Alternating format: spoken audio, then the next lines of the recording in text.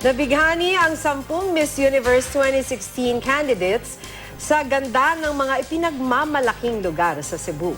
Pero ang ilang turista na dismaya raw. Bakit? Makibalita na nga tayo kay Chona Carion ng GMA Cebu.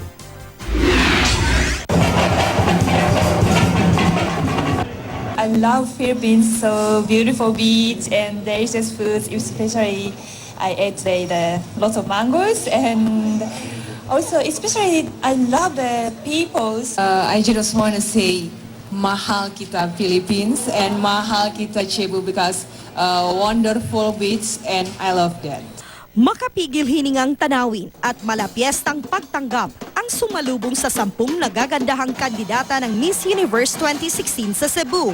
Nabihag ang puso ng mga kandidata ng mayamang kasaysayan ng lugar, mainit na pagsalubong ng mga Pinoy at masasarap na pagkain. Everyone here is so friendly, so warm and welcoming, and I think that's the best part about Philippines. I'm enjoying so much in Cebu, even though it's been like an hour here.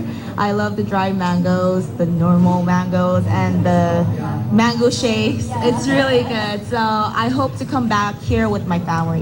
I think eating some food in a Filipino way, like kamay, you know, the budol fight.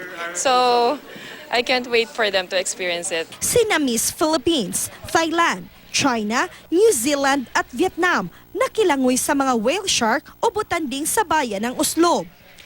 Everybody should support the Miss Universe because it's good for our country, good for economy, especially the tourism industry.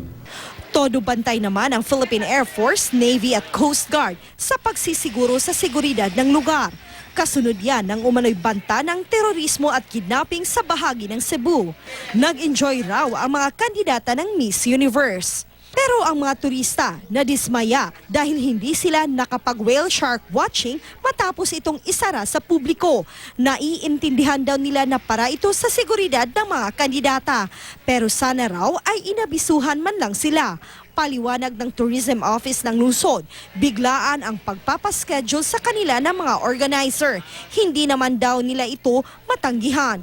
Karaniwang hanggang alas 12 lang ng tanghali ang whale shark watching doon. Pero ini-extend ito hanggang alas 3 ng hapon para mapabigyan ng mga turista. Chona Carion, Nagbabalita, Pilipinas.